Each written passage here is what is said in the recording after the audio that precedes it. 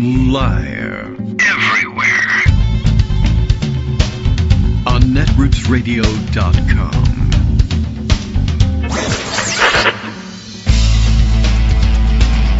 David Waldman. Kagro. In the morning. Now, here's David Waldman. Hey, good morning, everybody. How you doing? It's Monday, October 13th, 2025. Time to start this whole process all over again. And today, and here we are, a Monday, without Greg Dworkin. More work going on at Kagro in the Morning Annex, I guess, in Connecticut. And we're grateful for it, and pretty soon it'll all be over. Wednesday should be okay.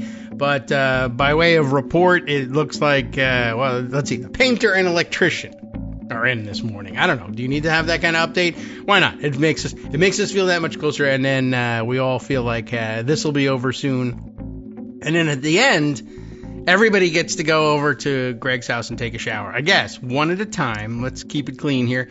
That's the whole point of the thing. I don't know. Anyway, it looks good. It looks like it's coming together, but painting needs to be done. Electrician, well, I assume something had to be done electrically. Ordinarily, nothing, no outlets in the shower or anything like that. Probably just as a safety thing, my guess. But elsewhere, sure, lots of tearing up the walls, tearing up the floors. There's going to need to be some electrical work done. There always needs to be some electrical work done somewhere at some point. So you might as well get it all done at once. All right. And I guess they're doing it, the whole neighborhood. And they're wiring the outside so that the bears have reading lights when they come by. And there's a loudspeaker to make the noise of the sanitation engineers that much louder for Abby's enjoyment. Any number of projects underway over there. All right, lots to catch up on. It's a weird weekend. Trump did a little golfing. Trump did a little international traveling. A little bit of both. So there was plenty of time for him to babble to the press, and he certainly did do that, saying a number of things, including, I don't know whether we're supposed to conclude any more from this or not, but one, as we mentioned, I think on Friday, Trump had made his second trip to Walter Reed Hospital for his second annual physical in 6 months, and everybody had something to say about that one. And I believe, if I read correctly, he made a third trip there just the other day, I guess before leaving on this overseas trip. So it may be, I don't know if the third one was characterized as an annual visit or not, but some kind of a follow-up visit. Did I say cover-up? I'm sorry about that. Anyway, a follow-up visit. But it was also pointed out during one of these 1 to 10 visits to Walter Reed, over the weekend, Trump got himself a COVID booster shot, which, as you know, he totally doesn't believe in and MAGA will hate him for. But as soon as he was done getting himself a booster shot, apparently he fired everybody in the CDC. The Washington CDC office was laid off entirely with the cover of the shutdown. And, of course, Russell Vought and others have been threatening to do mass layoffs, mass firings, as a result of the shutdown, which continues. And I don't know, what are we, at day 10 at this thing? Longer? I've lost track at this point, although I'm counting it down, supposedly, every day in the front page. I don't know whether I've got the numbers right, but just so we know, day 13 of the shutdown. And by the way, if you want to catch up on the other numbers that we're counting down on, 1,195 days remaining in Trump's legal term of office, provided he lives that long, I suppose.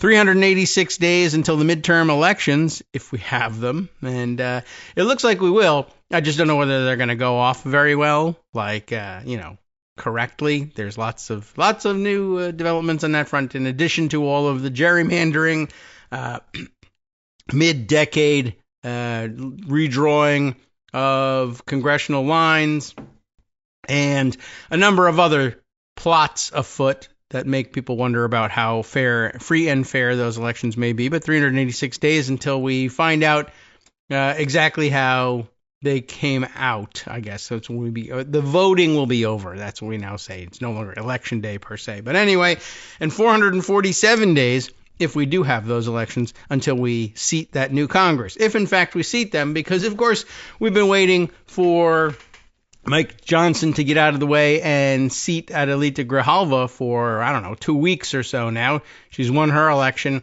and they just are not going to swear her in, I guess, anytime soon. I don't know whether they'll get around to it eventually or what, but good reminder that that's out there. So anyway, Trump went off to the hospital, got himself a COVID shot, closed down the CDC, so the rest of you can't get your COVID shots, go F yourselves. Lots of firings over the weekend from many different departments, but also your signature Trump administration confusion, mass effing up of paperwork, etc. And like previous rounds of layoffs and firings, they realized afterwards, hey, wait a minute, that's not actually what we meant to do. Some of you are rehired. Some of these people have been fired and rehired twice already in the, 9 months that the Trump administration has been in existence, and it's got to be getting annoying and frustrating at some point, don't you think? All right, well, with Greg not on hand today, the sips of coffee will have to be taken live and on the air. I'm a little bit late with that. Ordinarily, the coffee is done with, but could be something else. But today it happens to be coffee. Anyway, lots of opportunity because of a flight to Israel for Donald Trump to speak to the press and tell them stupid things or say things poorly, word things poorly. And we got a lot of cleaning up to do, not only for him, but for members of his administration, some of which are with him in Israel. He's flown to Israel for his great triumph, I guess. That's essentially what's happening here. He's got the allegedly 20-point peace plan in place. No one knows whether that's going to be the roadmap that anybody follows. We're only on point 1 here. But the big news is apparently they've effected the hostage release. So that's the great news. They've effected the hostage release, and I guess the guns have been silenced for now. I'm a little wary of that because, that's something that can snap back and undo itself very quickly, and we don't hear about it for several hours. And then when we do hear about it, it's confusing about who did what to whom first. So that's the trickier part. But I guess the part that you can't go back on is the hostage release of the living hostages and return of the remains of the dead hostages. And progress is progress. It doesn't really matter to me who you credit with it.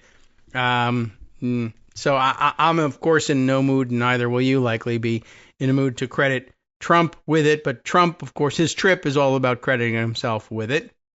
And Israel's right-wing government seems likely to go along with that. They seem very interested in doing that. I had seen snippets of morning stories being circulated. It's probably coming from the New York Times.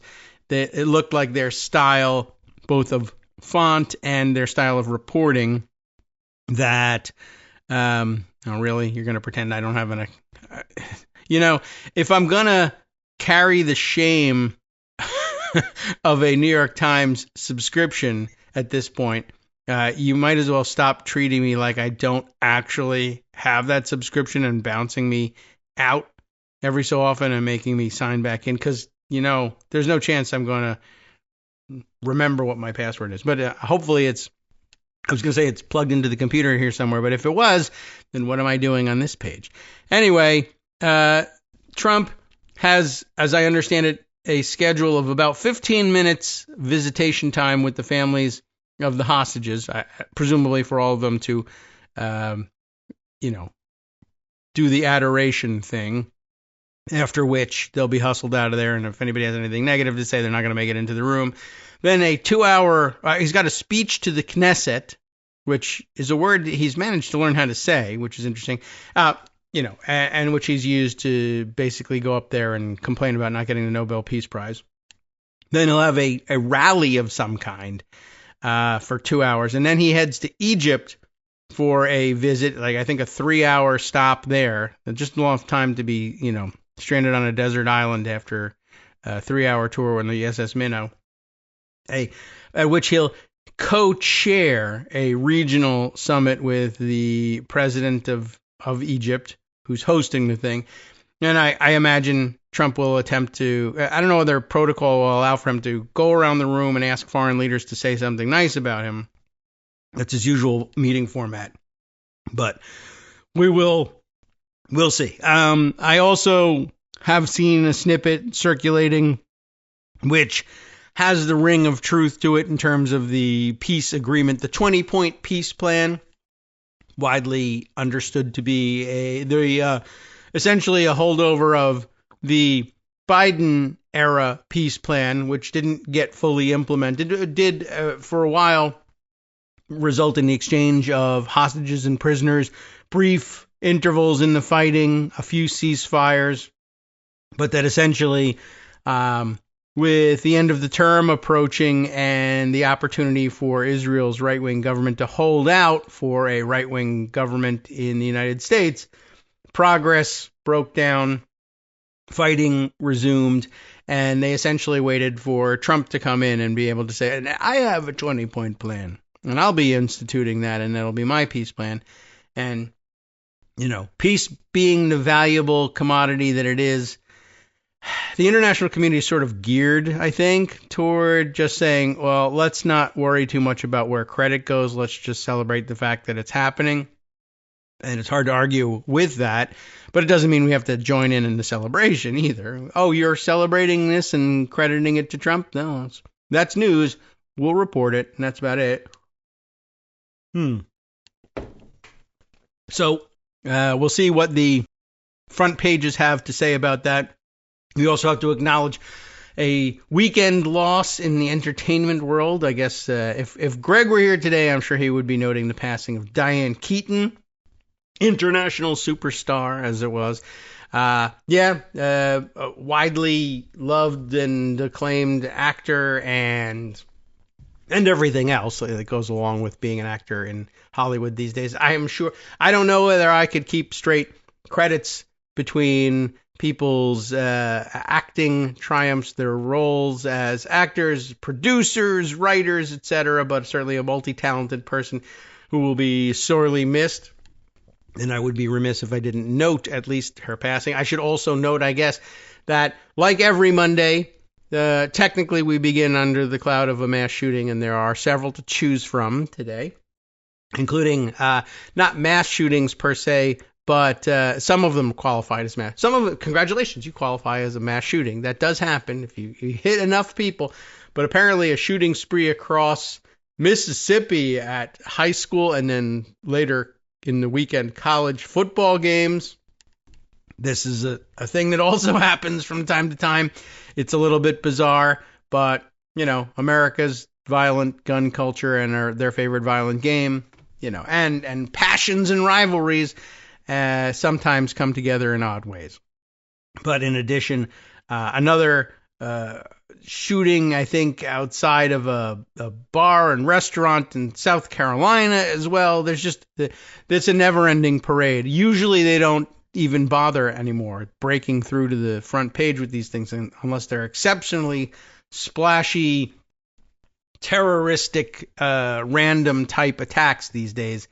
And in fact, I think during the last notation of a smaller scale but still mass shooting, I think we made mention of the fact that Charlie Kirk, when he was killed, was in the middle of debating with somebody over whether or not gang violence that happened to result in more than 4 people being shot should even count when you're talking about mass shootings. And most of the people shot are pretty eager to see the fact acknowledged, I think, generally speaking, if they're alive to see it happen at all.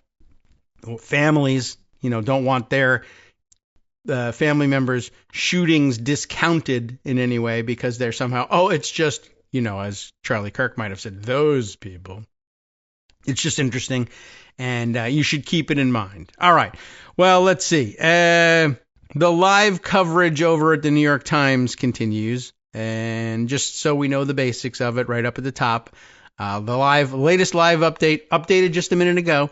Hostages and Palestinian prisoners are freed as Trump hails, quote, historic dawn in Mideast. Not, of course, before flying over a lengthy flight, and being recorded having a little on-board banter with reporters, during which he said, "I'm pretty sure I'm not going to go to heaven. I'm pretty sure there's no way for me to get into heaven." And he's done this a couple of times, trying to frame the idea of bringing peace, particularly in the Middle East, if that's what ends up resulting from this thing, and his claims to have ended 18,000 wars, a 1,500% decrease, though, from the 70 bazillion wars he had solved the other day. But this is an obsession of his that I guess it's his subtle way, without being too overtly religious, because that's, I don't know, seems a little bit awkward for him usually. But I guess his way of introducing the idea of, well, this is peace in the Holy Land, so if I get a chance, now I can maybe get into heaven. I can't get the Nobel Peace Prize because I'm too covetous, but maybe I can get into heaven. I'm not sure. It's not clear. He had some little audio snippet of him saying he basically wasn't, likely to get into heaven. And, you have to acknowledge every once in a while he has his lucid moments. Maybe he's sane after all. That's the sanest and most human thing I've heard him say in a while. And probably true. But, we can't know for sure. Though we'd not mind finding out sooner rather than later. Anyway, Hamas freed the 20 hostages, tells us where we hear from the New York Times, and Israel released some 2,000 Palestinian prisoners as part of a ceasefire. President Trump in Israel proclaimed an, quote, end. That's kind of interesting. Sure, that's the word he used. They are quoting him, but that's weird to see it in scare quotes. But probably the right thing to do when you're talking about Middle Eastern ceasefires and peaces. He proclaimed an, quote, end to the war, but Israel and Hamas have not agreed on next steps in Gaza. And a 20-point peace plan where you've implemented point one, is a long way from home. Let's see. Here's the latest, except it's pinned, so we'll see how latest it is. The hostages in Gaza were returned to Israel on Monday. That's today. And nearly 2,000 Palestinian prisoners were freed from Israeli jails as part of a ceasefire that President Trump hailed as, quote, the end of the war, in an address to cheering members of Israel's parliament. That's the Knesset, aforementioned. But the agreement that Mr. Trump helped broker has left many unanswered questions over whether Israel and Hamas can reach a lasting peace over the future of Gaza as well, which has been devastated by 2 years of war. And, of course, the thing to keep in mind, I don't know how many of the 20 points address this, but the key idea in Trump world is, well, we're going to make some beautiful hotels and casinos out of this. And I don't know. I don't know whether it's funny. I'm not certain whether I believe that's going to happen or not, because it seems so far-fetched. But it's precisely the kind of thing that Trump would aim to do, obviously. I don't think he's hiding it. So I guess we have yet to see. And, no comment. How could I possibly comment on whether this is a good thing or a bad thing for Gaza? I assume it's a bad thing for Gazans, because they'll probably be kicked out, if not eliminated entirely. And in terms of, what am I supposed to say? Land usage? What's even left to me to decide on after that? I don't know. It's a very bizarre situation. It's very difficult to believe that the world is just going to sit there and allow that to happen. But it's difficult to believe. But America has sat here and allowed this to happen domestically. By the way, they're handing out in Israel, apparently in the Knesset for his speech, red caps that say Trump, the peace president, on it, as we are all coughing through the pepper balls back here in the United States about what a peace president he is. By the way, troops now beginning to show up in Memphis, Tennessee, as well as other previously partially occupied territories.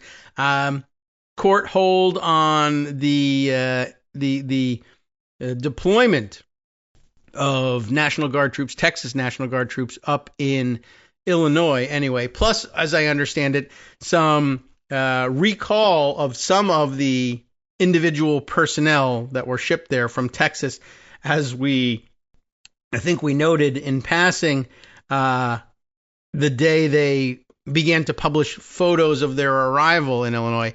There were some larger individuals who are photographed deplaning and whatever. I think they were actually climbing out of trucks at the time. Just, days after Pete Hegseth had given his big speech about, no fatties in the military, basically.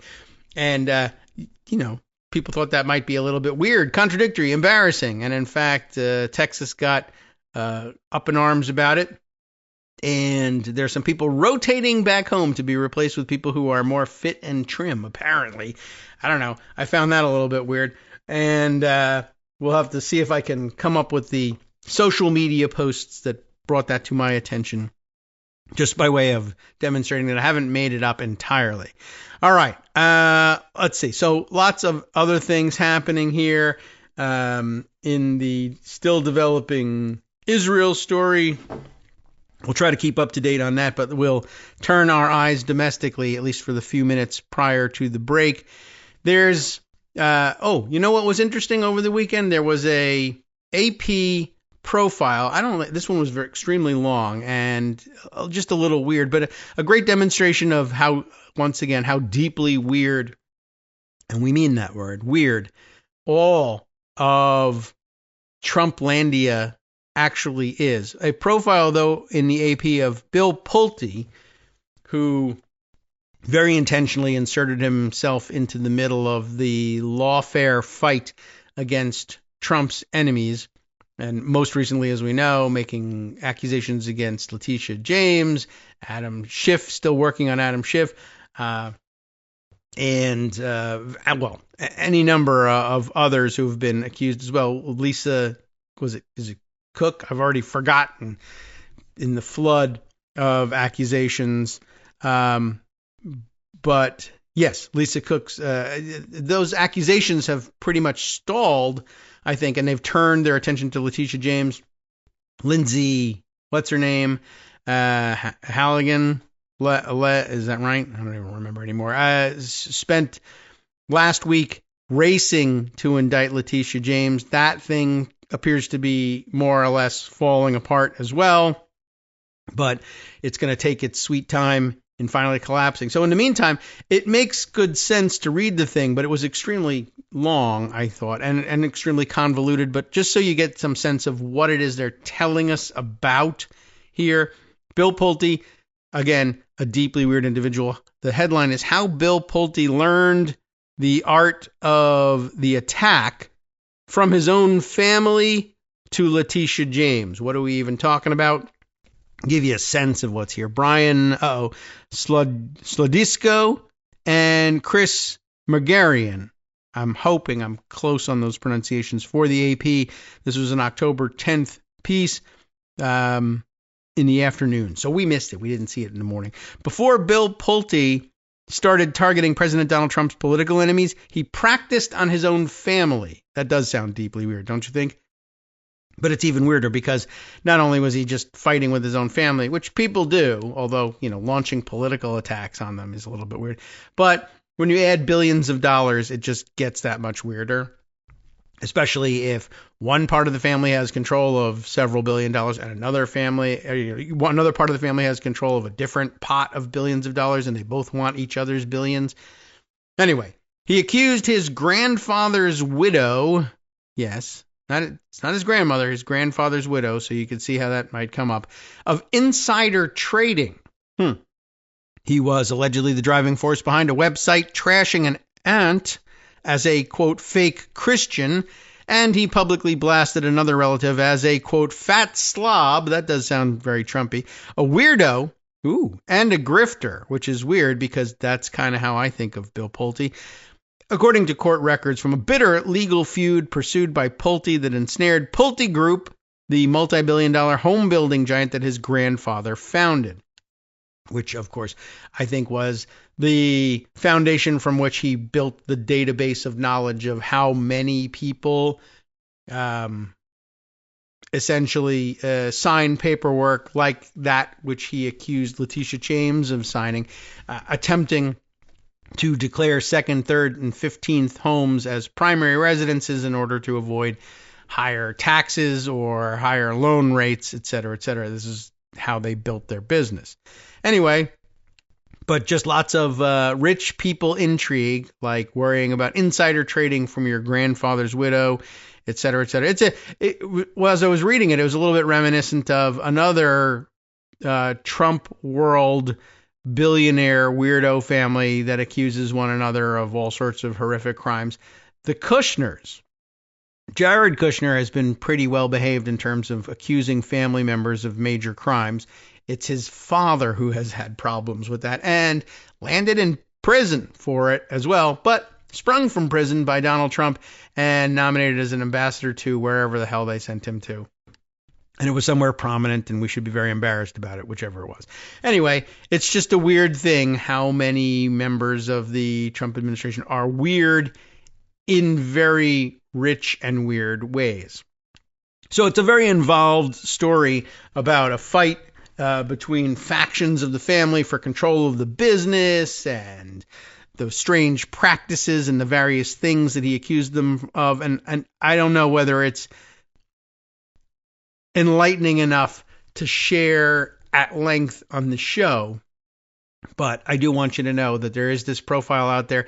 And if you're looking for a good way to waste, I don't know, a good half hour of your time convincing yourself that Bill Pulte is not trustworthy and also one of those weird rich people that has weird rich people problems, that ought to do it. So the Associated Press has done well there. Others are reporting beautifully on the machinations that Lindsay Halligan had to go through in order to try to scrape together a case against Letitia James. Of course, we've done a fairly good job explaining why it actually sucks. Hi, I'm Scott Anderson, the guy that writes the daily summary for this show, Kagro in the Morning. Thank you to everyone that supports this show. Many of you send donations through PayPal, Patreon, Square Cash, Radio Public, and so on. Some of you write your own essays and send them in, or read articles with your own commentary. We appreciate it. Now, some of you are listening to this and thinking, I'd like to help, but isn't there something I could do that wouldn't require money or effort? Why, yes, there is. You can just like us. On Daily Kos, they call it the recommend button. YouTube has a thumbs up. There are hearts and likes and love buttons. Tap our love button. Tap our love button every day. Share our shows and summaries on Facebook and Twitter, YouTube and iTunes, Stitcher and Amazon. Most of these places allow you to write a review, so a sentence or two would be great. Recommend us to social media, or tell your friends to listen to the show. You aren't just helping us, you're helping them find their new favorite thing to listen to. You could change the world. So thank you in advance from me and everybody else in the world. Okay, welcome back everybody to the Kagro in the Morning Show here on Netroots Radio. So yes, I do encourage you to read through the Bill Pulte piece. I mean, I guess, well, minus the small detail of murder, it's one of those Knives Out type situations. This is basically rich, weird people who, it's very odd that if you're sitting on $1 billion or your grandfather's sitting on $1 billion and he gives you $500 million of those $1 billion, your life's ambition apparently, where I think most normal people at this point say, woo, $500 million, let's live the life. Maybe they do a little philanthropy if they're really civic minded. Maybe if they're just, kind of regular, lazy people, they say some vacations, maybe a vacation home. Maybe I fake that it's my primary residence, whatever, something like this. You kind of take it easy.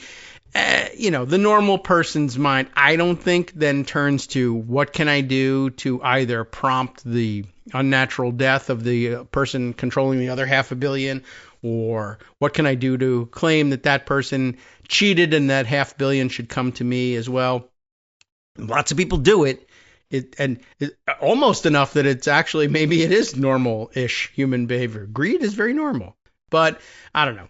He seems like he's got rich people problems, and so he's right at home in Trump world, to be sure. But again, good reminder: all of these people are deeply, deeply, deeply weird and should be shunned from normal society. Let them go enjoy their money elsewhere. Leave us all alone. They don't have to govern. Can't they just be rich and have martinis and leave the rest of us alone? Apparently not. Anyway, it's one thing to try and, backstab your uncles and cousins and grandparents' widows to try to get the other $500 million or $1 trillion, as the case may be. It's another thing to kill citizens at random and steal their tax money. Do you really have to? Be content. Anyway, it's a tall order. None of them are going to heaven. They know that, but they're making life a living hell for the rest of us while we're still stuck here. Okay, so there's that. I told you that the Letitia James case is obviously, kind of horrific. The New York Times did spent a little more time on it, in addition to profiling like the AP did how bad Bill Pulte is. If you want to spend a half an hour, you might as well spend it on something like this. The New York Times version of the Letitia James story. In the eye of a political storm, a tiny yellow house in Norfolk, Virginia. And that, of course, being the one that Letitia James bought. And once again, depending on how you look at it, right, which is an issue for everybody. Over the weekend, everybody was debating, depending how you look at it, Portland is either, it might be a war zone that's in flames that is a living hellscape, or it could, as the New York Times graciously granted, be comparatively calm. By the way, the answer, I know it was very difficult. They said the answer depends on, is it one or the other? The answer depends on the narrator of your story. It doesn't. The true answer is, I guess, if the choice is hellscape or comparative calm, if that's all you're allowed, the answer is comparative calm, by which I mean regular, normal calm.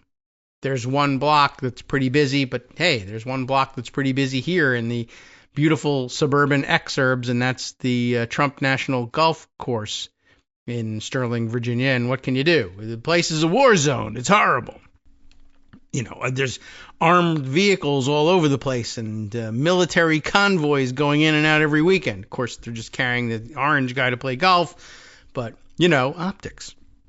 Anyway, so this is the New York Times.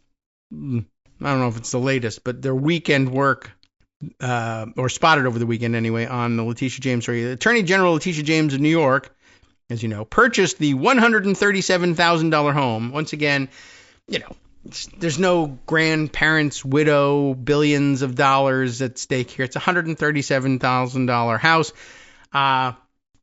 And by the way, a lot of the news outlets they persist in saying that there's some weird dispute over what this house was for, or whether there really was a crime, and Pulte and Halligan and others still insist, she signed paperwork that said that it shouldn't be used as a rental property.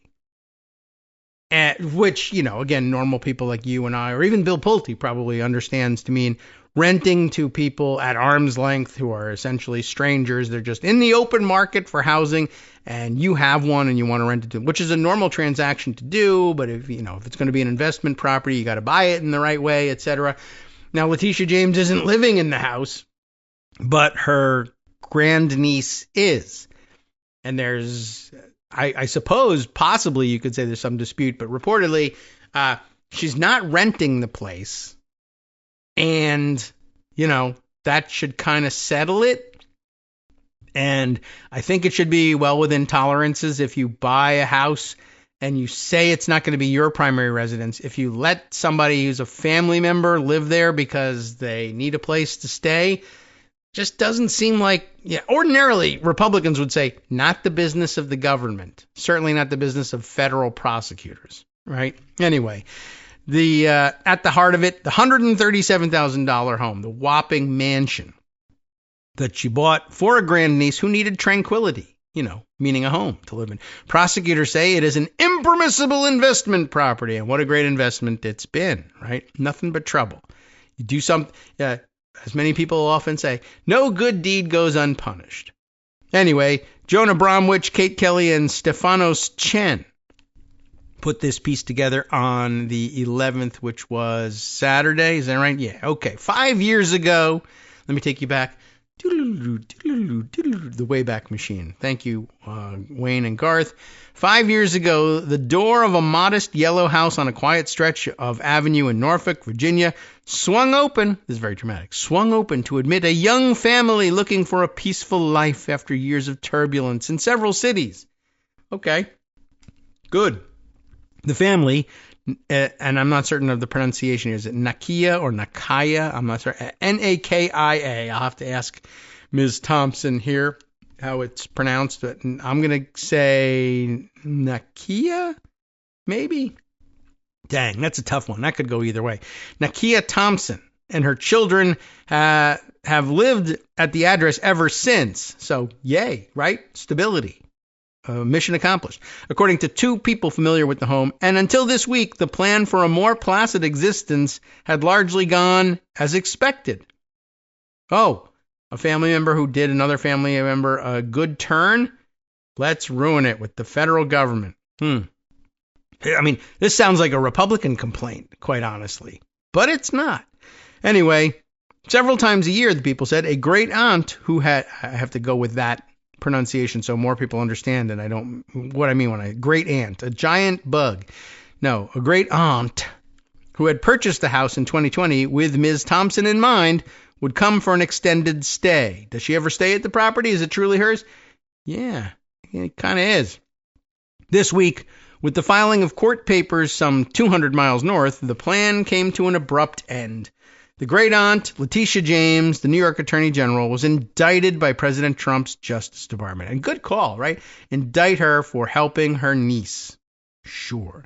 Now, was it with a $50,000 bribe and a kava bag? No, it wasn't even that. But, you know, we could get to that story. Perhaps one day we will.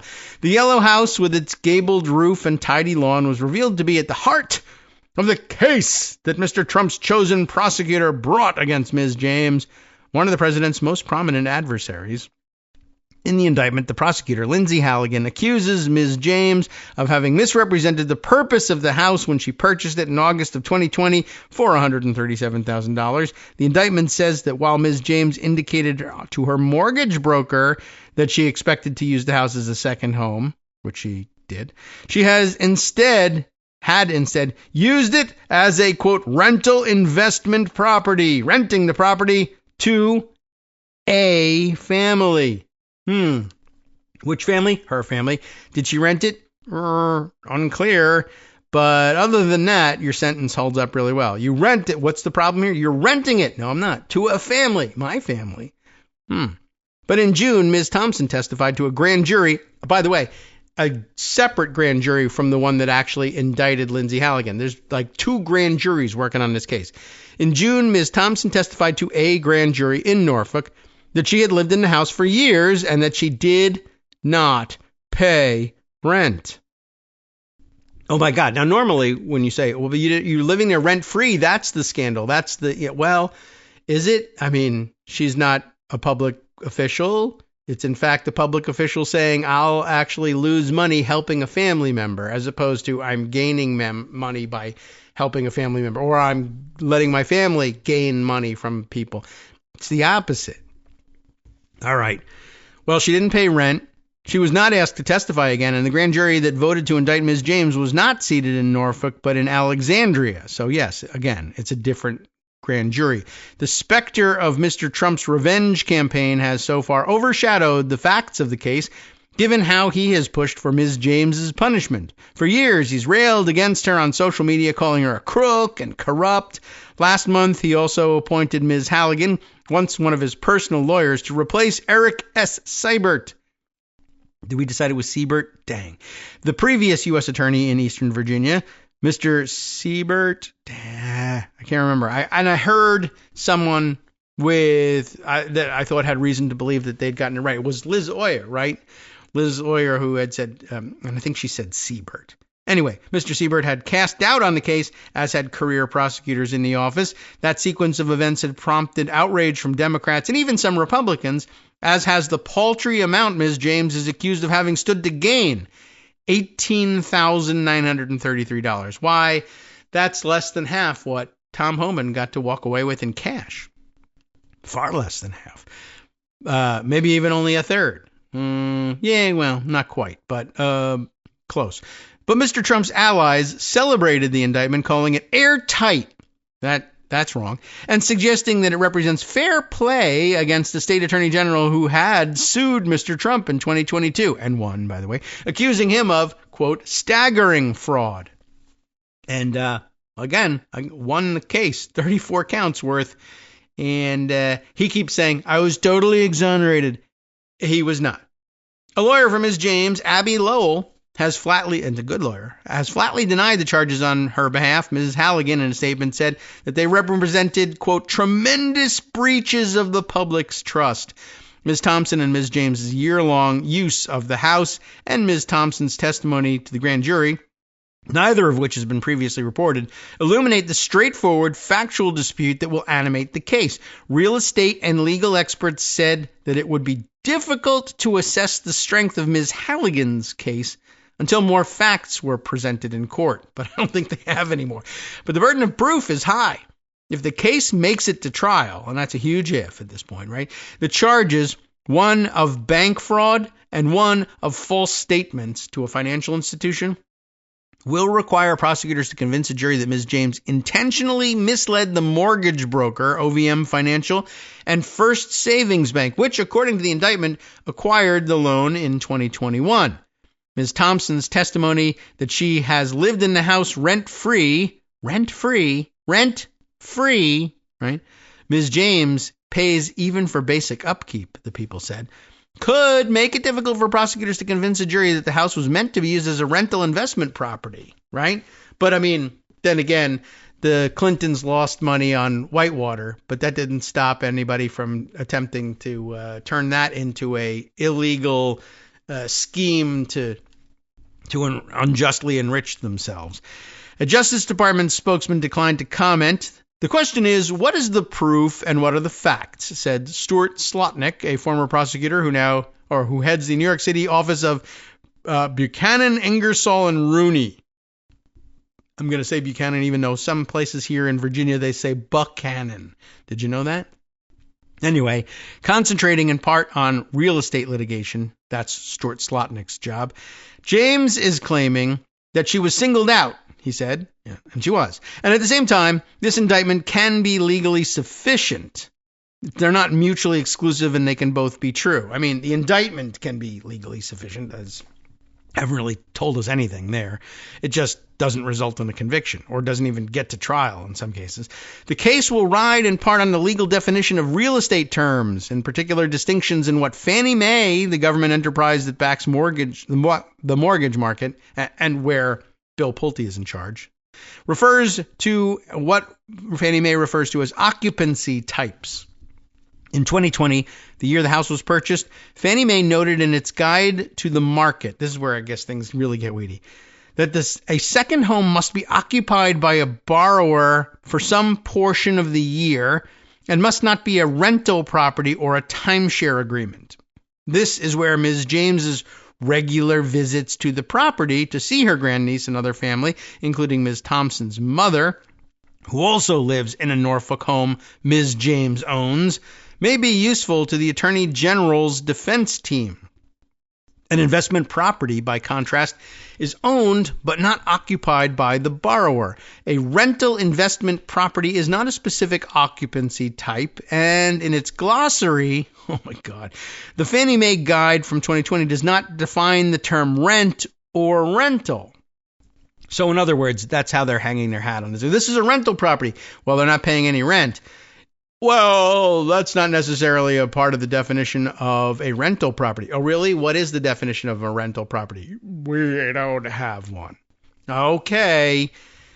I see the opening here, but I mean, let's ask around in America. What defines a rental property? You rent it from somebody. Well, we're having problems already. Mortgages on investment properties often carry higher interest rates because they are inherently riskier. We heard about that. The owner's expectations of regular rent could be upended by a shifting market or an unreliable tenant. But of course, if the person isn't paying any rent at all, I suppose that risk is gone if they head into it saying, yeah, there's not going to be any rent here. I'm paying the mortgage on this thing. then what are you going to do? And by the way, if the paperwork also says, yeah, I'm paying the mortgage on this thing and it's going to be not my primary home, what else, what else is your problem? Under the terms of a document that amended Ms. James's mortgage agreement, she was expected to use the Norfolk property as a second home, with the exception of occasional short-term rentals, according to the documents, and to real estate experts who analyzed them for the Times. But of course, she didn't even do the short-term rentals. But she did say that it was possible. So again, it's a question of, what do you think she's hiding exactly? Beginning 12 months after the deed was signed, Ms. James had wider latitude to use the property as she wished, according to the documents and the experts. After a year, people's circumstances change, said Clifford Rossi, a University of Maryland finance professor who once oversaw risk management for Citi's consumer lending practice. That caveat raises questions about when exactly prosecutors believe that Ms. James used the property as a rental. The indictment does not include those dates, which sort of seems important. Maybe it doesn't have to be in the indictment. Maybe it's something you bring up at trial, but it sounds like if you had it, you would allege it. Mr. Rossi said that during his years at Citi, he saw cases in which a parent allowed an adult child to live in a second home rent-free, prompting the bank to consider pursuing the matter in court as a violation of the original borrower agreement. Citi's lawyers, he recalled, often advised against doing so. I guess you could, but they usually said, that would be a waste of our time. We will lose that case. We were told by counsel basically to stand down. It would be very difficult to prove that out in a court of law because there's a lot of gray in these cases. So, in other words, I guess the important point to take away from this bit is, I know this isn't like the hottest news in the world, but it's going to become hotter, I guess. But where Citibank's own money is at stake, not only money that they're supposed to be taking in mortgage payments, but the money that they're paying to their counsel to take on these cases, where would your time be better spent? Are we going to win this case?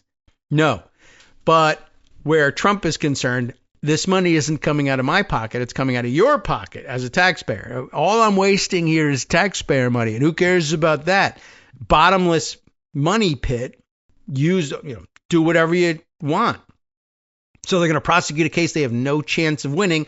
Only thing that's getting wasted here is taxpayer money. And I'm not a taxpayer.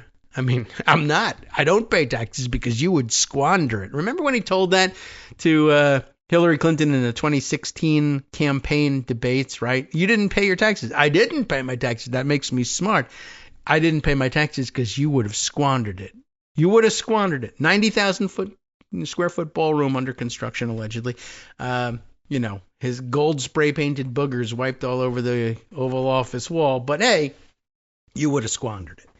Anyway, right. So where private enterprise says, no, this is not worth a lawyer's time, the president says, spend the federal government's money on this immediately and do it right away. And do it to like 3 people, maybe more. Anyway, we were told by counsel, stand down. There's a lot of gray in these cases. You're not going to win. Mr. Rossi said that at times, tax documents would reveal that a borrower had been collecting rent despite classifying a property as a second home. That would be a red flag, he said, to see if the borrower had misled the lender. It would warrant further scrutiny, he said.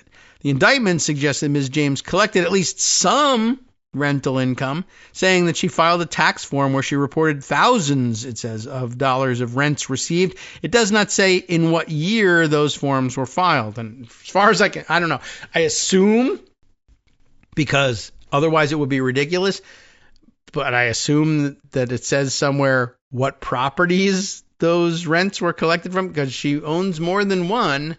Wouldn't it be something? Well, she collected thousands of dollars of rent. Yeah, not there. She collected them from another rental property that is declared a rental property from the beginning. Well, what if that was it? Honestly, I put nothing past these Trump lawyers. And it doesn't say, so we don't know. A New York State annual financial disclosures that Ms. James is required to file as Attorney General. She has only once listed rental income associated with the Norfolk house, presumably that one. Not the other Norfolk house that her niece lives in, because this is a grandniece. In 2020, she said that she had made between $1,000 and $5,000 in income from it. Remember, there's a reason why the Trump administration is categorizing it as thousands of dollars in rent. How many thousands? Somewhere between 1 and 5. It's not a high stakes game here. Anyway, in the following years, she did not list any income from the house, and presumably it is that house. Really, presumably it's not, but we'll pretend that we can presume that, even though this is the Trump administration. She did, however, list the house as an, quote, investment property from the year she bought it until the disclosure she made this year, once she was already under investigation. So that doesn't seem exactly in keeping with her story. That's true. On Friday morning, children's toys were scattered across the front porch of the house. A woman answered the doorbell intercom, no comment, she said, before curtly noting a no trespassing sign. A neighbor, Jacob Neufeld, a Navy sailor who said he had lived next to the house for several years, was more forthcoming.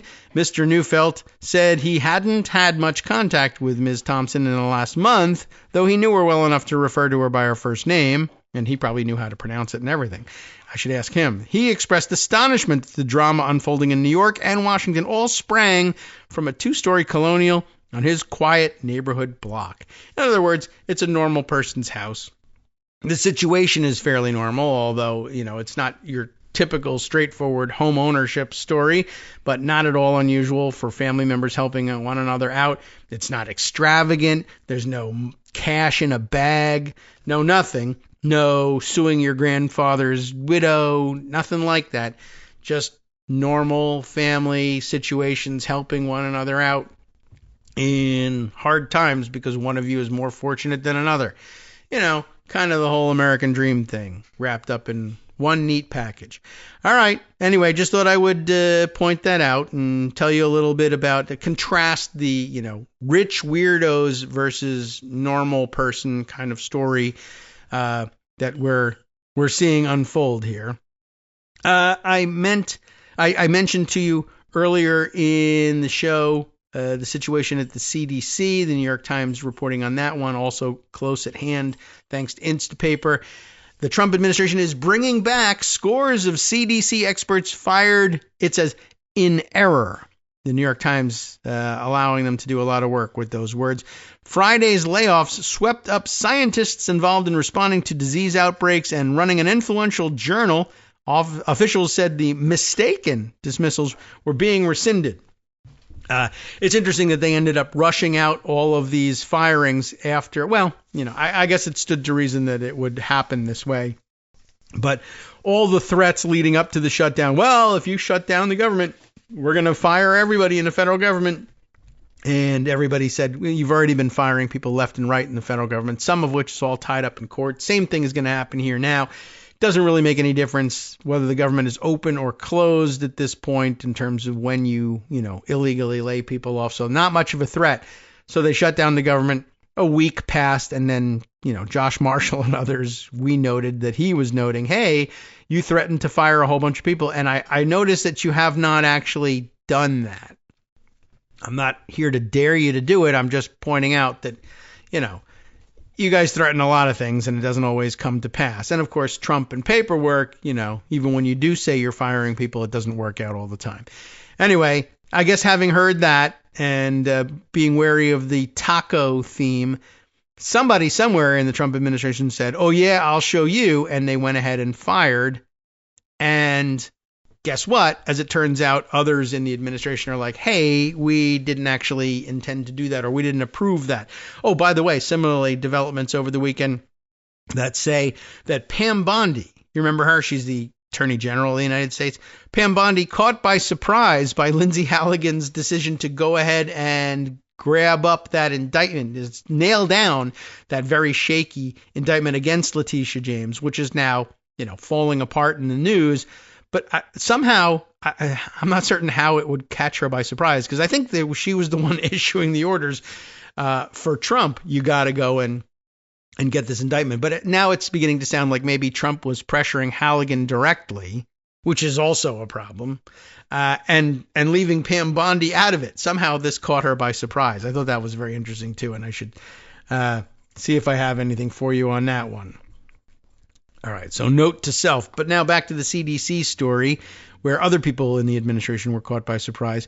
Purva Mandavili and Cheryl Gay Stolberg are the byliners on this New York Times piece. The Trump administration on Saturday raced to rescind layoffs of hundreds of scientists at the Centers for Disease Control and Prevention who were mistakenly fired on Friday night in what appeared to be a substantial procedural lapse. What? A substantial procedural lapse in the Trump administration? I'm so shocked. Among those wrongly dismissed were the two top leaders of the federal measles response team. Just about the wrong time, for that firing. Those working to contain Ebola in the Democratic Republic of Congo. Great response there. Members of the Epidemic Intelligence Service and the team that assembles the CDC's vaunted scientific journal, the Morbidity and Mortality Weekly Report, which, could use a little sprucing up title-wise, if you ask me. And it was certainly to the point.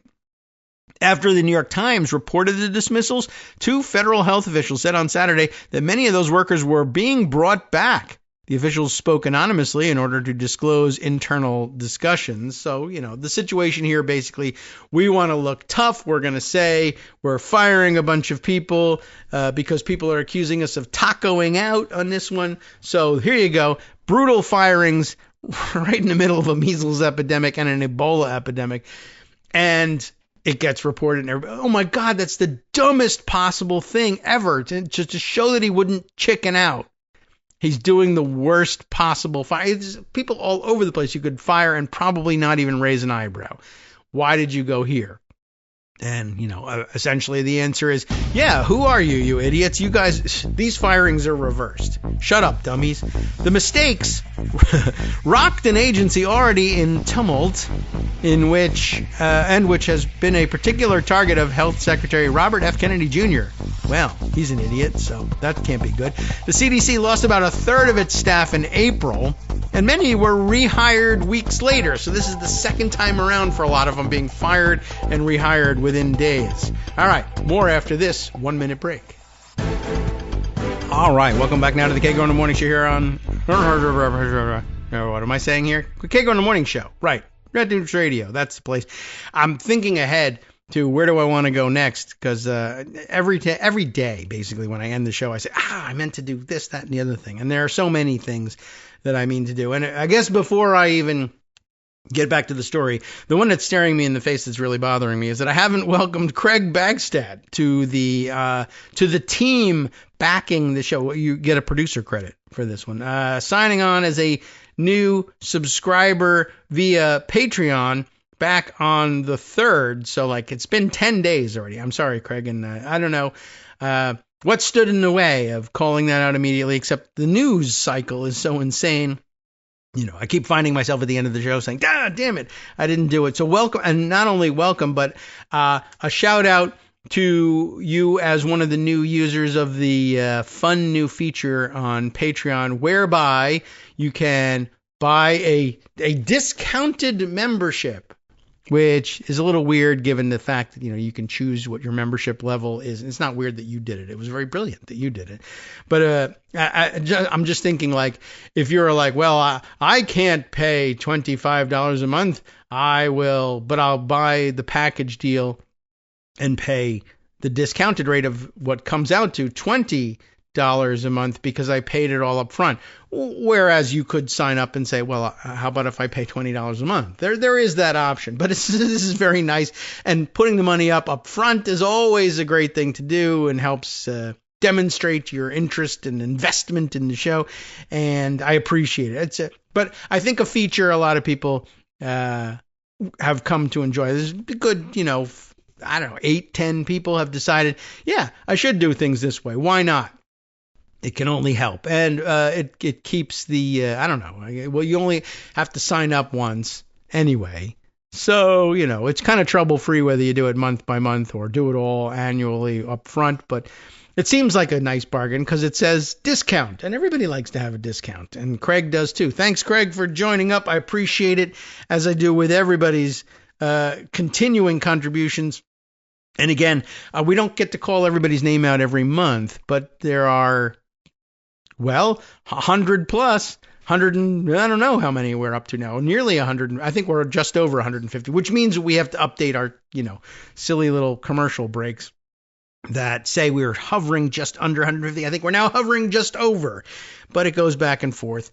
But thanks to all of you who continue to contribute month to month, it wouldn't work. We'd be abandoning the whole thing unless you were doing that. So I appreciate it. And if it's more convenient to you to do it all at once up front, then go for it. It's a neat new feature. Maybe some of you are interested in doing so. I encourage you to take a look. But if you do it in the name of your grandniece, you could be indicted by federal prosecutors. So you don't want to do things that way. Anyway, back to the CDC, where we're firing and rehiring all the time.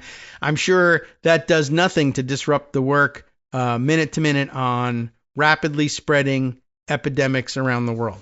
In August, by the way, we are also reminded a gunman emptied more than 500 rounds of ammunition at the agency's headquarters in Atlanta. You already forgotten about that one? Later that month, Mr. Kennedy orchestrated the ouster of the agency's director, Susan Monares, precipitated a series of high-profile resignations. So I'm sure that was great for morale. Among the workers whose firings were revoked, which is a good thing, but annoying, were members of the elite corps of, quote, disease detectives, who are typically deployed to the sites of outbreaks. The team that puts together the MMWR, which communicates the agency's recommendations and research, has also been brought back. Kind of, the essential function of the CDC. What people think of when they think of the CDC from, cool action movies, dispatching people around the world to track down a disease and the cause of it, and putting out the warnings that then go out to healthcare workers all around the country and all around the world so that we can tamp down on these things. You've seen you've seen Outbreak. You've seen the CDC in action. Of course, you've also allegedly seen USAMRID apparently in action too. But the idea of disease detectives that'll go around the world to track this stuff down to keep you safe, by the way, and every bit as necessary, helpful, and dangerous in many ways as military service, which I guess is why the military sometimes has a hand in this thing. After all. At least in the movies. But honestly, who's going to Africa to track down a disease in a spacesuit to see whether it's Ebola or what, so that we can do something about making sure it doesn't spread in that country or outside of that country, given how interconnected we all are. Somebody's got to go do that, and not going to be me. Probably not going to be you either. So interesting, though, no one's ever into saying thank you for your service. Here's a discount on a Chevrolet for those people. Instead, they get fired, hired, fired, rehired over and over again. The employees were, quote, sent incorrect notifications, which was fixed last night. And this morning, with a technical correction, a senior administration official said any corrections has already been remedied. That's what it says. Any correction has already been remedied. The correction is the remedy. But if the correction's been remedied, have they been fired again? Fired, rehired, and then fired again, but we'll have to correct that remedy later? I don't know. In order to ensure that teams confronting disease outbreaks include scientists with varied expertise, they comprise staff from various parts of the agency. The two top leaders of the measles response, for example, are officially employees of the Office of the Director at the Global Health Center and the Office of the Director at the National Health Center for Immunization and Respiratory Diseases. When outbreaks died down, team scientists returned to their regular positions. The leaders of the measles team were let go when the administration eliminated those two offices. But just as entire units must be cut in such a layoff, entire units must also be restored. Athalia, Athalia, Athalia Christie, who was incident commander of the measles response, had nearly 30 years of experience managing outbreaks, including Ebola, Marburg, and Mpox, previously called monkeypox, but the monkeys objected, I guess. The White House often reached out to her for help with outbreaks. Isn't that nice? I mean, she's a very important and prominent person. F you, you're fired. Athalia is very well liked by the administration, apparently, and they brought her back. Said it's Dr. Dimitri, right? Dr. Dimitri Daskalakis, is that right? And isn't that the one that Greg praised to the heavens? Who led the Respiratory Disease Center before he resigned in August. He had brought in Dr. Christie to lead the measles response. So definitely the person you want on the measles response. Highly recommended by people very well respected in their field. Another senior infectious disease expert, Maureen Bartee, Bartee, was working at the Department of State. But both their jobs fell under the director's office of the CDC's Global Health Center, which was eliminated in the layoff. So, I mean, on the one hand, I guess, yay, some of the people were rehired. On the other hand, oh my God, that's how you're handling firings? Oh, I think we should close the whole thing. The entire director's office at the CDC's Global Health Center. Like, I'd see that one come to my desk and say, that doesn't sound right. Who's going to lead monitoring of global health, if not them? Oh, I don't know. F that. Who cares? The point is, Democrats will be sad. Well, you'll be dead of Ebola, but, you'll die happy knowing that Democrats were sad? Sure. By Saturday night, employees of both offices, including Dr. Bartee and Dr. Christie, had received notices of their rehiring. They and others received a 2-paragraph email saying that the notice they had received on or about October 10th had been revoked. With these guys, right? You pull a fire alarm and then say, there's no fire. And then there is a fire. Oh, actually, we were wrong about that. Fire alarm reinstated, everybody. You will not be affected by the upcoming RIF. The second email said, the confusion over how the disease teams are organized demonstrates their lack of understanding that this thing is an interconnected organism, Dr. Daskalakis said. Is that right? Daskalakis. Yeah, I think so. I can't remember how Greg said it. Referring, of course, to the CDC, the interconnected organism. I'm happy people are back, but this damage is not easy to repair, both for current staff and for people who will lead public health in the future, he added. The agency's entire Washington office, which was laid off on Friday, will not be rehired, nor will employees of the Office of the Director of the Center for Injury Prevention, because why prevent injuries, or those at the Division of Violence Prevention Injury policy. And of course, that they don't want to prevent at all. The administration has a pro-violence policy. So, this is going to be devastating to Americans and to the global community, said Dr. Deborah Houry, Houry, Houry perhaps, who served as the agency's chief medical officer before she resigned in August in protest against the administration's policies. She went out the door with a resignation, I guess, with Dr. Daskalakis. They are dismantling public health, she added, and she's largely got it correct. Okay, so we got that. I mentioned to you that there was reason to believe, as I said, that Lindsay Halligan did not coordinate her indictment of Letitia James with Pam Bondi's office. I say that because I have in front of me a CNN article titled, Lindsay Halligan Didn't Coordinate New York AG Letitia James's Indictment with Pam Bondi's DOJ. So, presuming that that's somewhere near correct, I went with that assumption. Kristen Holmes, Caitlin Collins, Evan Perez, and Hannah Rabinowitz are the people at fault for giving me this impression, though it is correct. So, hey, maybe no fault attaches. Attorney General Pam Bondi, that's the person, was caught off guard when asked how to pronounce her name on Thursday.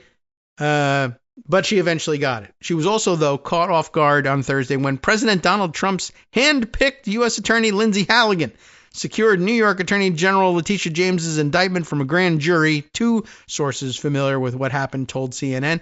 And by the way, she got the paperwork for that indictment messed up, too. She's 0 for 2 in getting these stupid indictments, these targeted indictments done correctly paperwork-wise. But at any rate, Halligan, who has been running, allegedly, the Eastern District of Virginia for just over 2 weeks, even though it is still highly questionable whether she's allowed to be doing this, did not coordinate with Bondi or other leaders at the Justice Department headquarters in Washington, D.C., or inform them about timing before presenting the case to a grand jury. A grand jury on Thursday indicted James on those two charges, bank fraud and making false statements to a financial institution, as the Justice Department continues to pursue charges against Trump's political opponents. CNN previously reported that Bondi and Deputy Attorney General Todd Blanche viewed the case against James as weak, reflecting the advice from former U.S. Attorney Eric Siebert and career lawyers from the Eastern District of Virginia, which is weird that they're bothering to take them at their word. But they say they are. I don't know whether that's cover story for them or not. Halligan had told some people, including at least one Justice Department official in recent days, that she was planning to move forward with the charges against James. She presented the case alone. In front of the grand jury on Thursday in Alexandria, Virginia, Halligan had originally planned on bringing a case to the grand jury in Norfolk, Virginia, in part because there was a belief that the grand jury there would be more supportive. The case will be heard, however, in Norfolk. The indictment, Alexandria, case heard, Norfolk. Why? Don't know. Justice Department spokesman Chad Gilmartin told CNN, as a matter of law, we will not discuss any grand jury matters with the media, but this Justice Department is united as one team in our mission to make America safe again. It's just we don't talk to each other. United as one team that doesn't communicate. Anyway, we know why the case will be tried in Norfolk. It's about Norfolk. It's where the house is. Why the indictment was pursued in Alexandria, not sure, especially if they thought Norfolk was a more receptive home for it. I mean, I think it's not, but I guess it doesn't really matter because they got what they wanted out of Alexandria anyway. So just by way of demonstrating for you, yes, I did read that somewhere. The headline said it all. That's what we got out of it. All right, let's see. There's a couple other things that I definitely wanted to bring to your attention, including, let's see, this Blue Sky post from the other day that is relevant to this very story that led me to another article that was attached, this time a Blue Sky post from Alyssa Katz. Alyssa Katz, the executive editor of The City in New York. I don't know whether it's The City, New York, but the address on Blue Sky is The City NY. But I guess just so people who are outside of that city know which city we're talking about, they put the NY at the end. I think the publication is just called The City. Anyway, she's the executive editor there. And, well, she's reminding everybody with her Blue Sky post from October 9th, your timely reminder that Donald Trump, does everybody remember who he is? Donald Trump tried to claim New York City residents to take a $49,000 tax break on his Manhattan condo, the Trump Tower one, while he and Melania lived where? In the White House, yes, only to get it yanked after my colleague and I caught the misrepresentation. And just to be clear, it is Donald Trump. We mentioned Melania. It was the tax break that got yanked, in case your mind was going elsewhere. There may have been other things yanked as well, but that's the tax break we're talking about. And here it is. A story illustrating exactly that fact, this time, though, from the New York Daily News. It's not in The City for some reason. Maybe it was written up there, too. And Jillian Jorgensen is the reporter on this one. It goes back a ways from 2018. All I have here in front of me is the updated date here, the updated date being December 13th, 2018. Headline, exclusive, although, what happened to the city on this one? City, meaning New York City, not the publication, The City. City nixes property break for Trump's New York City apartment. There's a lot of city in there.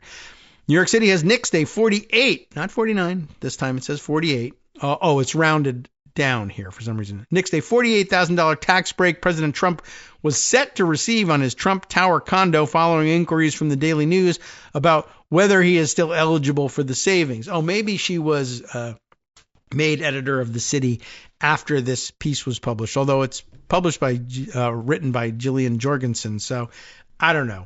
Not exactly sure the provenance of that claim. But at any rate, the one that matters is this one. On Tuesday, and this was back in December of 2018, city records indicated that Trump was set to save $48,000, ready for the full number? $48,834.62. So they didn't want to overstate the claim and say it was a $49,000 tax break, because it's not. It's a little more than 48, In fact, just a little less. Closer to 49 than 48. But anyway, that would have been on his tax bill for the year beginning July 1st through the city's condominium abatement, a popular tax break available to condo and co-op owners. But a homeowner is only eligible for the tax break if the condo is his primary residence, which the city's tax rules define as, quote, the dwelling unit in which the owner of the dwelling unit actually resides and maintains a permanent and continuous physical presence. And believe me, Donald Trump's physical presence is obvious when he's nearby. It's clear that New York wasn't the place. Not for 2018, it wasn't. Trump hasn't kept a permanent and continuous physical presence in the swanky apartment he moved to the White House upon his inauguration on January 20th, 2017. He says it was an S-hole, but, what can I tell you? He didn't go back.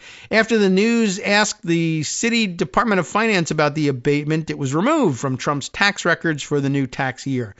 We have removed the exemption and have contacted the managing agent to update their records, finance spokeswoman Sonia Alleyne, Alleyne,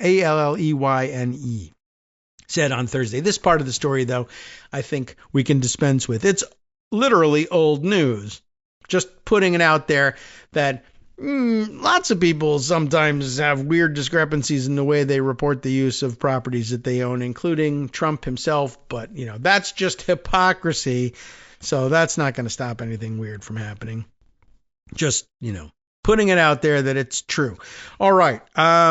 Other things that I wanted to bring to your attention, there are many. I mentioned on the way out the door on Friday that there was this somewhat worrying report from Axios, which I think I'm mostly blocked from, but it was the news that Dominion voting systems, as they say it in the bit of the story that I can see before running into the paywall, the voting machine behemoth that President Trump and his allies baselessly attacked after the 2020 election has been sold to a Missouri-based company run by a former Republican elections official, Axios has learned, and as it turns out, a giant MAGA mega donor as well, who now calls it, I think, Liberty Voting Systems. Did I sock this away anywhere? We would be up toward the top of the thing, but I don't know if I actually have that. I didn't know if I saw it listed, but maybe I can find a report of it in one of the news outlets. Dominion Voting Systems is sold and is now Liberty Vote. Now, I see a CBS News article about it too, and I can't believe that Barry Weiss has allowed that to be published. NPR, though, pops up sooner. They'll give us at least, I think, the name of the new ownership and how they're operating. But yeah, the really interesting thing that they did was decide to settle on the judgments they had won from Dominion's defamers, including Rudy Giuliani, Sidney Powell, and One America News, among others. And so essentially they bought the company in part, it seems, to allow those prominent MAGA world figures to get away with the defamation. So that seems a little bit weird, and who knows what else Republican mega donors will buy in order to bend truth after the fact to their liking. Dominion, the voting tech company at the center of false 2020 claims, is sold, according to the NPR Washington desk, otherwise unnamed story writers here. Dominion Voting Systems, like they said, the company at the center of false fraud claims about the 2020 election, has been acquired by an entity called Liberty Vote. As of today, Dominion is gone, the company said in a press release Thursday. That's a very unusual way of making a corporate announcement like that. It's pretty indicative that this was done, maliciously, essentially. Liberty Vote assumes full ownership and operational control. Dominion's website now redirects to libertyvote.com. President Trump and his allies, including Rudy Giuliani, have falsely blamed Dominion and its machines for rigging the 2020 election, taking votes from Trump. The baseless claims against Dominion caused one of its executives to go into hiding in 2020 and led to numerous defamation lawsuits. Giuliani recently reached a confidential settlement with Dominion. Most notably, Dominion won a nearly $800 million defamation case against Fox News. Earlier this year, an official with Trump's Justice Department reached out to county clerks in Missouri and asked to inspect Dominion voting equipment they used in 2020, so they continue this stupid conspiracy theory on the federal level. The Liberty Vote release makes a couple of nods to conservative election priorities, interestingly enough, which is really not something you should do in a voting machine company, with legitimate ownership. But of course, this is now illegitimate ownership. They legitimately bought it, I guess.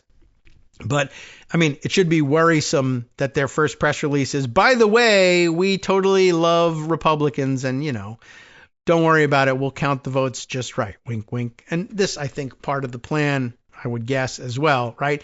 The 2020 election was rigged. It wasn't rigged. Well, what if we bought the company and said, we now admit that it was rigged? Would that convince you? Well, that would be you lying after the fact.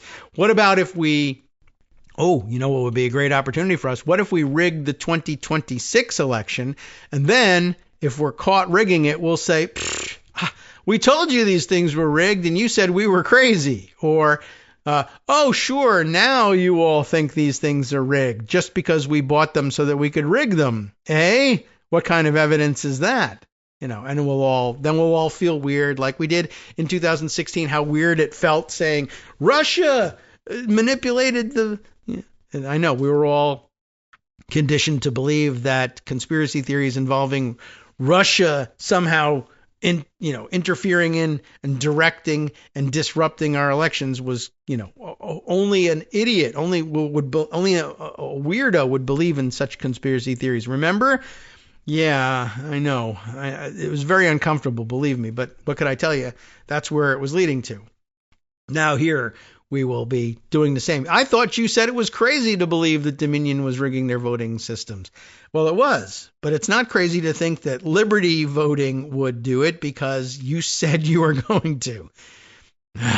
Liberty Vote's release makes a couple of nods to conservative election priorities, including calling the acquisition, quote, a bold and historic move to transform and improve election integrity in America. Even though the whole trial was about, actually, you were wrong, they conducted the elections with integrity after all. You were lying about the conspiracy. Anyway, conservatives in recent years have used the phrase election integrity and talked about increasing faith in the nation's voting systems.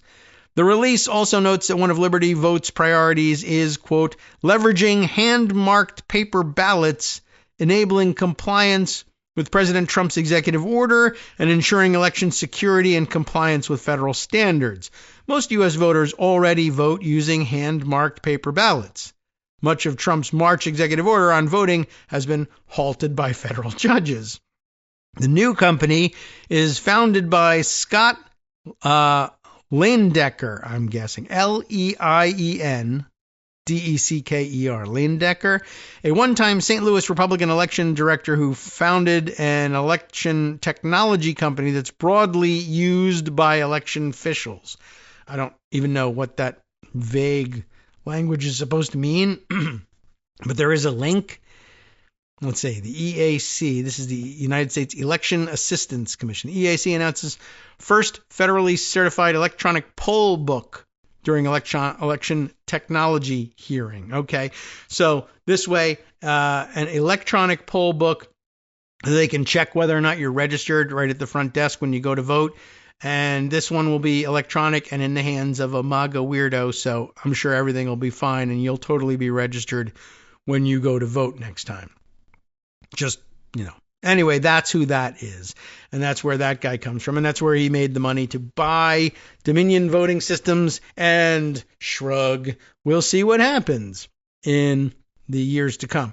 That may lead me perhaps to some blue sky posts from netizen Seth Kotlar. Is it Cotlar? Is it Kotlar?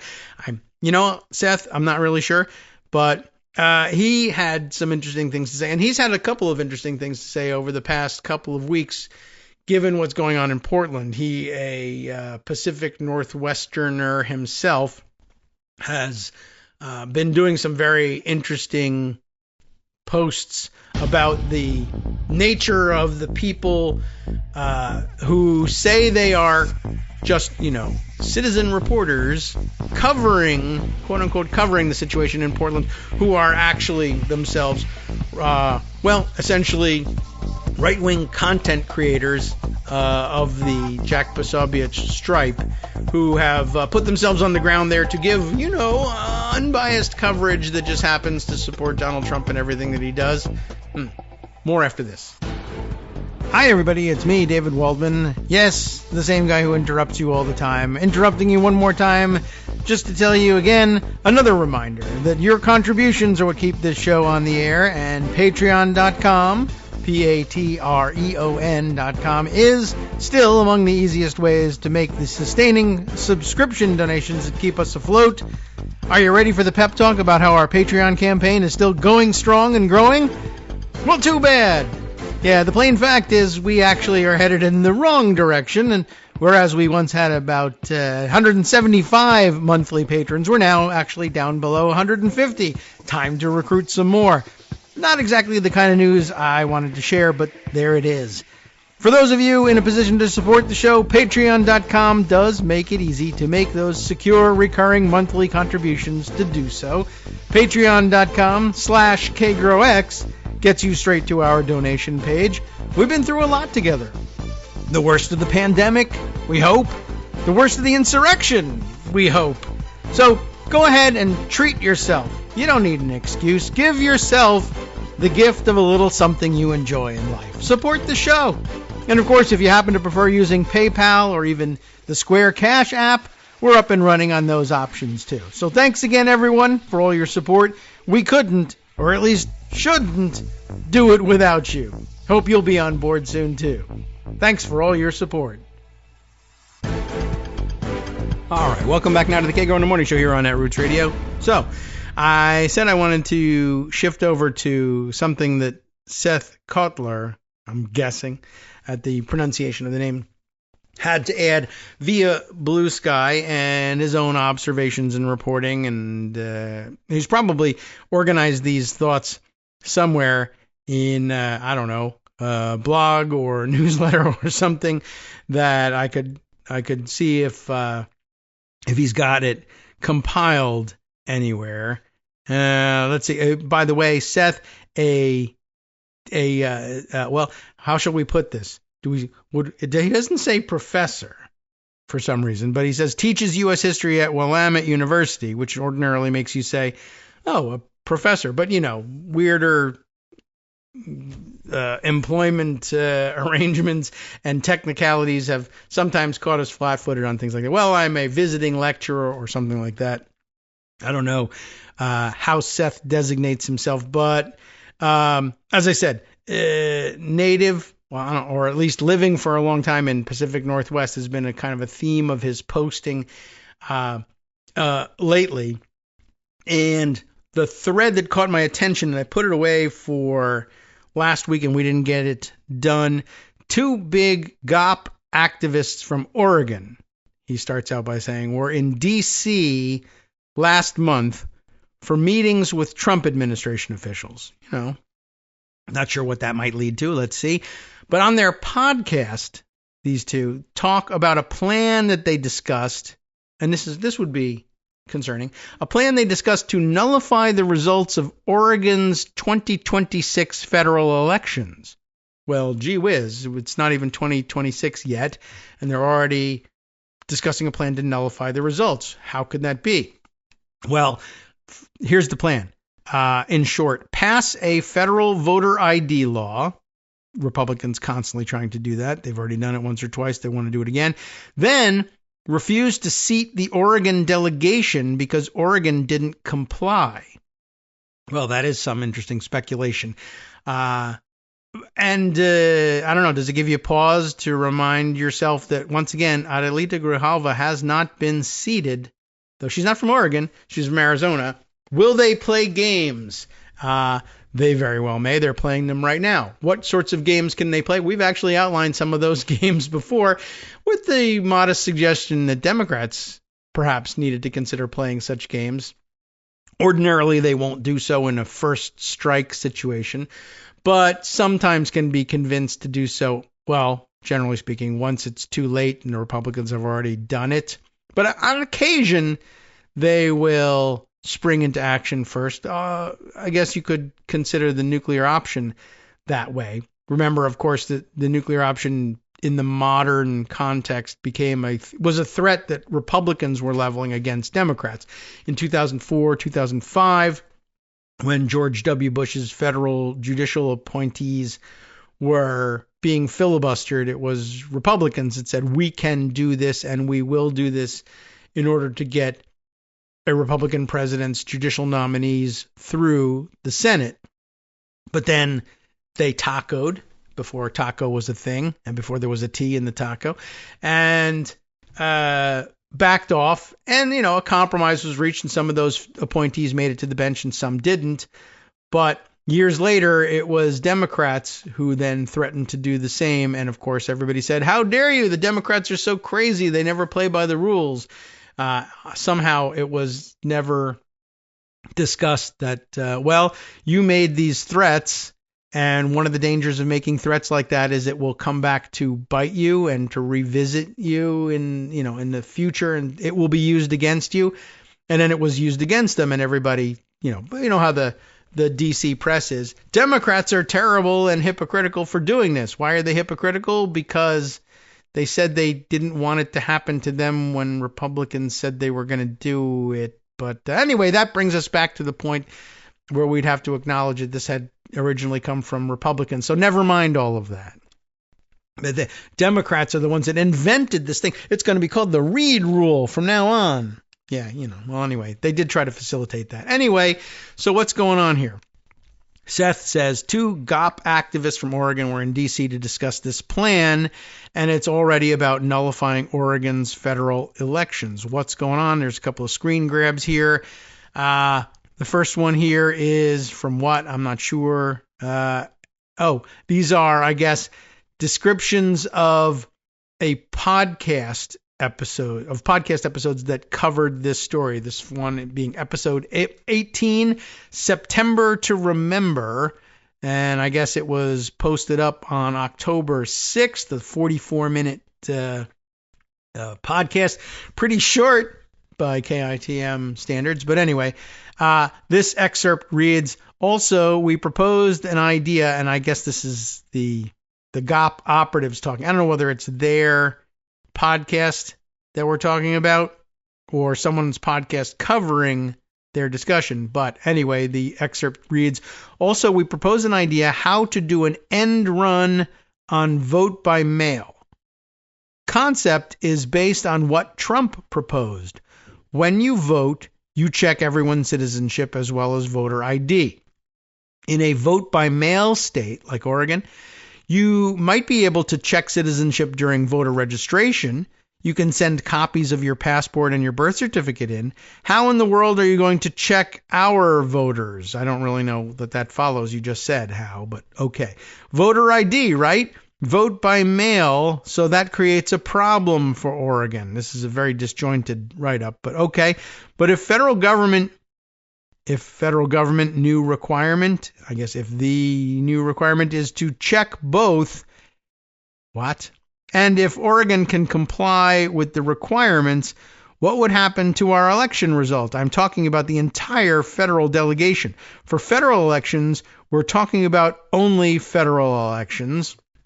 So entire federal delegation, congressmen and senators could be challenged, could be unseated because you didn't follow federal requirements to elect them. So I said the trade-off is worth it. You know why? Democrats control 2 Senate seats out of 6 congressional seats. We only control 1, they control 5. You talk about trade-off, right? I mean, this is very disjointed and annoying. But I guess this is the episode, again, September to remember, but this looks to be the Common Sense Sanctuary podcast, maybe, according to the thumbnail art that comes along with this. Seth goes on to say you can hear them talk about this around minute 24 of this podcast. For context, Republicans have long hoped to end vote by mail in Oregon because they, wrongly, think it's conducive to voter fraud. These two know that voters will never get rid of it. Vote by mail, very convenient. So their conversations with the Trump administration seem to have been quite explicit on the plan.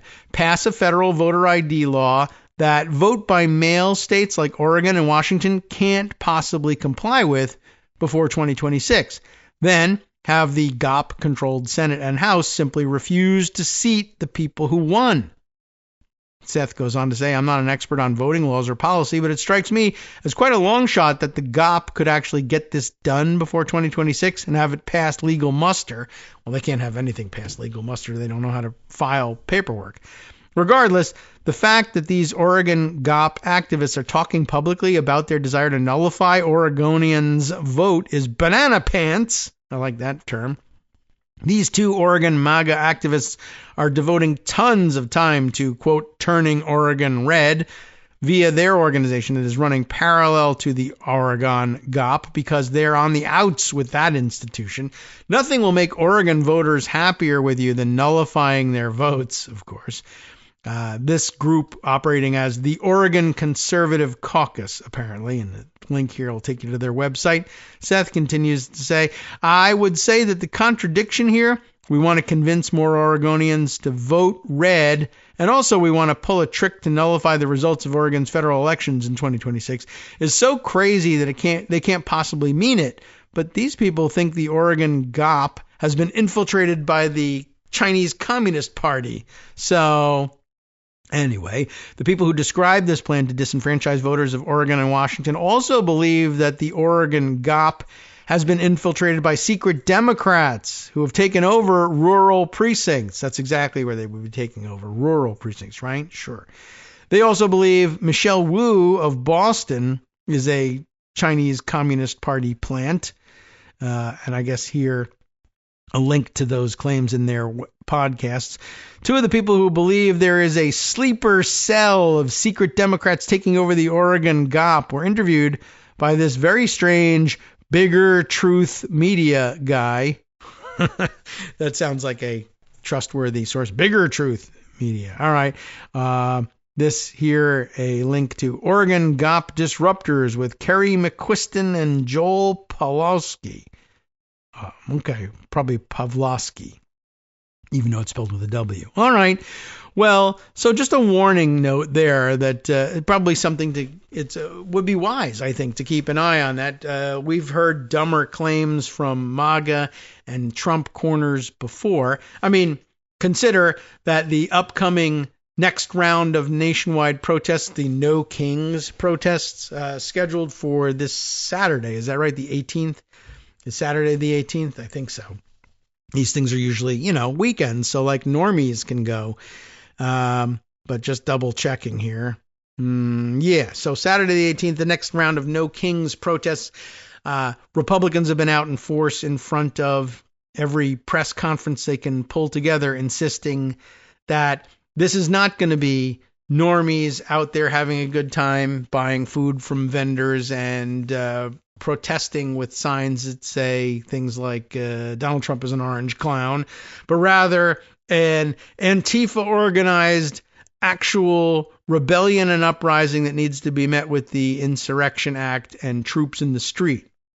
Don't know why they're going that route unless they actually intend to do it, but I do have my doubts about their ability to organize that by the end of this week. But, it's got some people worried, and I think rightly so. They shouldn't be threatening such actions and using such rhetoric, and yet there they are. So could they also be discussing the idea that, well, vote by mail, the president of the United States, as crazy as he is, considers it to be voter fraud in itself, voter fraud per se, if you wanted to get Latin about it, I guess, by allowing vote by mail to go forward, even though, he mails his ballot in all the time. That's different. That's absentee voting. Well, this guy really can't keep his terms straight. He doesn't know what he's talking about. But if vote by mail is, in his view, per se voter fraud, then yeah, you probably would have people saying, well, we control the gavel, and just like we can wait 2 weeks, 3 weeks, 5 weeks, whatever it might turn out to be, to swear in Adelita Grijalva, we can do the same on the opening day of a new Congress too, and just say, sorry, if your state votes by mail, we're not going to seat your delegation. And if it happens that you are unseating Democrats versus Republicans at a ratio of 5-1, then that might actually make them happy. Not unlike things we've discussed before, either on this show or discussed prior to the existence of this show, but throw back to it saying, yeah, you could do such things. It'd be a little easier to do in the Senate, where 2/3 of the Senate still sits, having been elected in prior elections to 6-year terms. A little more difficult to do in the House, where everybody, including all the Republicans who think they could pull this trick, also have to get sworn in before they're allowed to do so. So, before they're allowed to pull this trick. But it's something to keep an eye on, and I'm sure there'll be, the nut bars will continue to press their case every chance they get. All right. Let's see. I had a couple of other things that I thought might be of interest to add to the roundup. This one, if I remember correctly, yes. I'm not a huge fan of David French. I don't know anybody who is, but we've seen him quoted from time to time, if not approvingly, then saying, well, it's good that he's a never Trumper. And that's all. He's still a dyed-in-the-wool conservative, and we have lots of problems with positions that he'll take on other things. But vis-a-vis Trump's legitimacy, he's still an ally on that front. David French, writing an opinion piece in the New York Times that I thought brought us back to a good summation of what's going on with the various cases, including the one being brought against James Comey, how a Trump judge exposed the Trump con. Good starting point in terms of headline. This is a piece from just yesterday, the Sunday Times. David French writes that earlier this month, a federal judge appointed by President Trump in 2019 did the worst thing you can do to Trump in a court of law. She took him seriously. She read his words, found them disconnected from reality, and acted accordingly. This is an important piece just in terms of bringing up the concept of that Trump lawyers or DOJ lawyers in courtrooms all around the country, every time they're facing one of these challenges, keep bringing up, you need to give wide deference to the president. The president, the unitary executive, deserves wide deference from the judiciary, even though he's claiming something that either he's offering no proof of or no proof could possibly exist of. You need to defer to his judgment.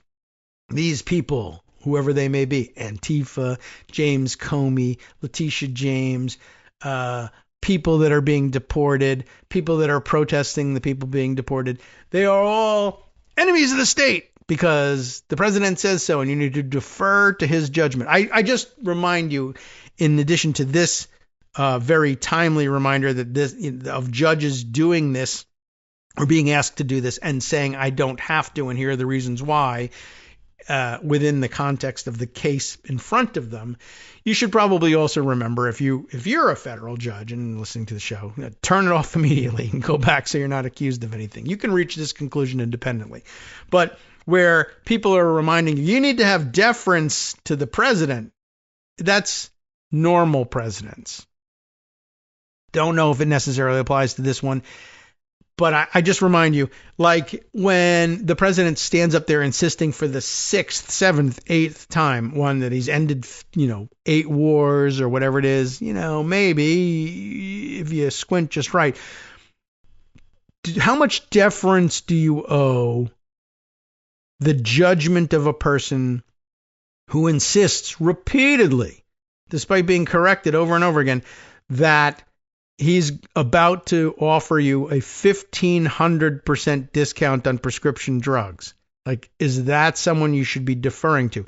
You can't get to a 1,500% discount. I would love to see somebody ask, I know, and everybody's always complaining, why doesn't one member of the press ask this question? And it's because anybody who would ask this question has been banned from White House events.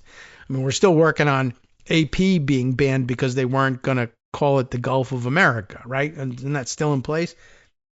The only people that are let in there are OANN and right wing, I forget what they call it, Right News Network and people like that. So no one's ever going to ask the question, but I, that's the one I'd love to see asked, I guess, every time he says, I'm going to give you a 1,500% discount on prescription drugs. And just say, we could keep the math simple here, Mr. President, but let's say a prescription drug costs $100. How much does that drug cost with a 1,500% discount? I mean, we'll try and keep the math at a fifth grade level and just say the drug costs $100. Can you do that for us? You're under arrest. I mean, is the only answer to that, right? Anyway. Earlier this month, David French writes, a federal judge appointed by President Trump did the worst thing he can do to him. He took him seriously. She read his words, found them disconnected from reality, and acted accordingly.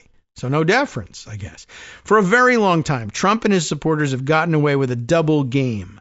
First, they'll cheer anything and everything that makes him a thoroughly unconventional president, from his bizarre social media posts to his extreme use of executive power. As necessary, absolutely necessary. They'll cheer it as absolutely necessary to save the country and drain the swamp. But when Trump's unprecedented behavior meets with an unprecedented response, MAGA is aggrieved. How dare you treat him differently from other presidents, they say.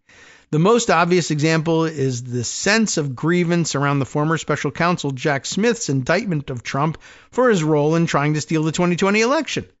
Trump orchestrated a fraudulent campaign to change the outcome of an election. Here's where we cheer David French for saying so up front. Instead of admitting that extraordinary actions can lead to extraordinary reactions, MAGA was furious that Trump was the first former president to face a federal indictment. Well, yeah. He's the first president to try to change the outcome of an election that way. Time and again, the pattern repeats. When Trump is on offense, he's celebrated as a president like no other. But when he has to answer for his actions in court, he demands that he be treated as a president like any other.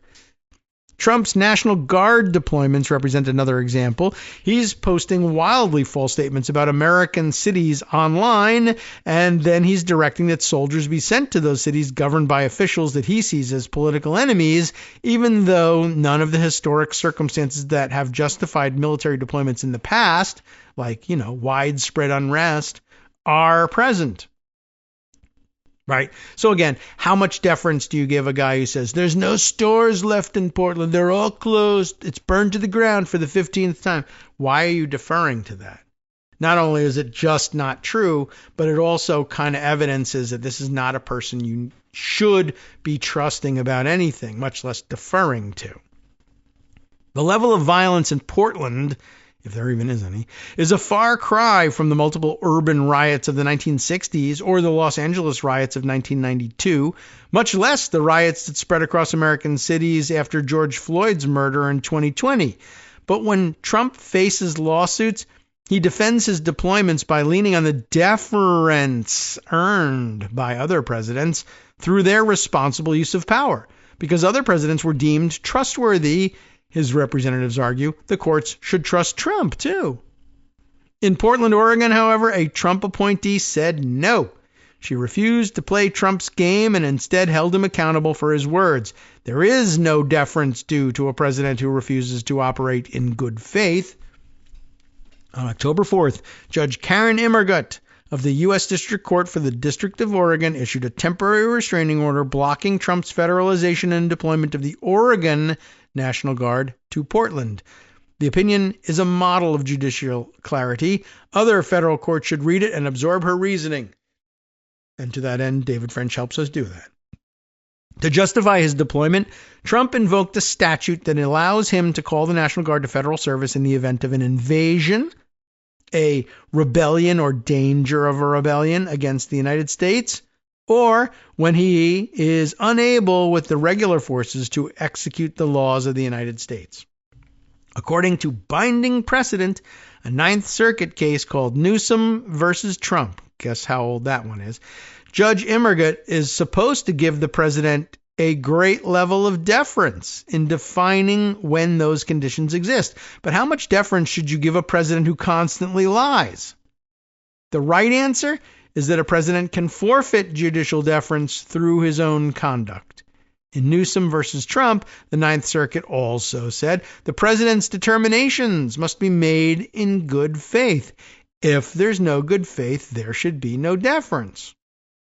As the judge observed, at a moment of minimal activity outside the Portland ICE facility, Trump was calling Portland war-ravaged and saying federal facilities were under siege. If those statements had been true, a military deployment would be appropriate. But they're not true, and the judge is under no obligation to pretend they are. The president's determination, she wrote, was simply untethered to the facts. The Trump administration has appealed Immergut's order, but even if the Ninth Circuit reverses her ruling, other federal courts, including the Supreme Court, should pay close attention to her analysis. In fact, we should all read her words. She sees the Trump administration clearly. And again, just to sort of reiterate before we launch into that, the Trump administration's position in all of this is it doesn't matter what the facts are. It doesn't matter what's really happening in Portland. What matters is the president has made a determination, and presidential determinations are entitled to deference. Immergut's argument here is the entitlement part is where you go wrong. It's not automatic. Presidents even would be entitled to some deference, but there has to be some connection to reality. It can't simply be the president's word against objective reality, where objective reality might not be observable, say, because there are issues of national security that keep certain information classified. That's the worrying part. That could still happen. That's the way George W. Bush generally used not the Insurrection Act, but other statutes where presidential determinations were key predicates to certain activity, right? If he determined that this was the case, then that would happen, but the facts leading to the determination can be classified. But when it's happening out on the street, you just pick the wrong case to try to make a presidential determination on. One that's available to everybody is a bad bet. Anyway, as French writes, Judge Immergut sees the Trump administration clearly, and other people should follow her reasoning. The president keeps making wild statements, and his lawyers keep trying to defend them with careful arguments. Time and again, the message is the same. Pay no attention to the man behind the curtain. For example, in a public message on Truth Social that was reportedly meant to be private, lots of deference to that, please. Trump told Attorney General Pam Bondi that 3 of his political opponents, Comey, James, and Schiff, were, quote, guilty as hell, and urged her to prosecute, saying, "We can't delay any longer. It's killing our reputation and credibility." In the weeks that followed, Lindsay Halligan, the interim U.S. Attorney for the Eastern District of Virginia, she's not, has indicted both Comey and James, only they really shouldn't be indicted because she's not really the U.S. Attorney. Okay.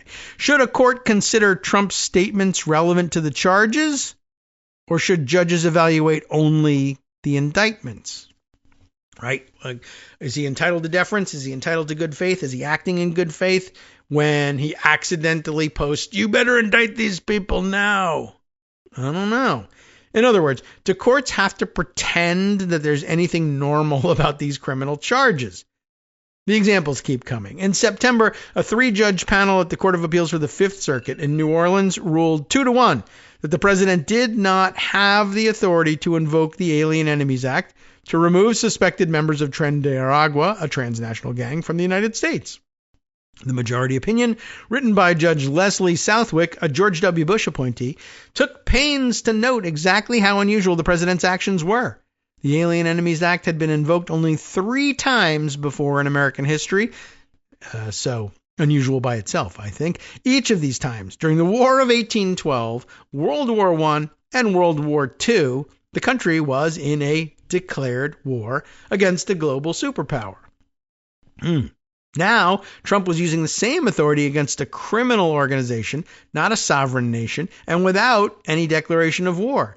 In his dissent, Judge Andrew Oldham began with these key sentences. For 227 years, every president of every political party has enjoyed the same broad powers to repel threats to our nation under the Alien Enemies Act. And from the dawn of our nation until President Trump took office a second time, courts have never second-guessed a president's invocation of that act. All of that is certainly true. But wouldn't it be equally true to say that for 227 years, no president of any political party has invoked the Alien Enemies Act in the absence of a declared war? The court did not create that unusual condition. Trump did. Presidents have enjoyed a degree of judicial deference in part because they have earned it. Generations of good faith and fair dealing with federal courts have even created a doctrine called the presumption of regularity. You ever heard that one on the show before? Where courts presume that official duties have been properly discharged, unless there's a clear evidence to the contrary. There is now clear evidence in the form of Trump's own words that there is nothing regular about this administration. Judge Immergut understands this reality clearly. She understands that there are traditions that predate court precedent, that predate any deference to the executive. This country, she wrote, has a long-standing and foundational tradition of resistance to government overreach, especially in the form of military intrusion into civil affairs. Ah, true. That's sort of a founding principle. This is a nation, she continued, of constitutional law, not martial law. That's correct. The best way to evaluate the reasoning behind Trump's actions is to determine or examine Trump's words, and Trump's words reveal a man who isn't just untethered to the facts, he's also untethered to the law. Dishonest presidents should be entitled to no deference at all. From Network Crazy presidents even less. You have been listening to Kagro in the morning with David Waldman. All right, time now to hand things over to Justice Putnam for the West Coast Cookbook and Speakeasy, the first one of the week, Monday. What's he got on tap for you? Lion J.D. Vance, we didn't even get to him, was kicked off the Sunday show interview for Lion J.D. Vancing. Yeah, that's true, although admittedly it was a commercial break that gave Stephanopoulos the courage to do it.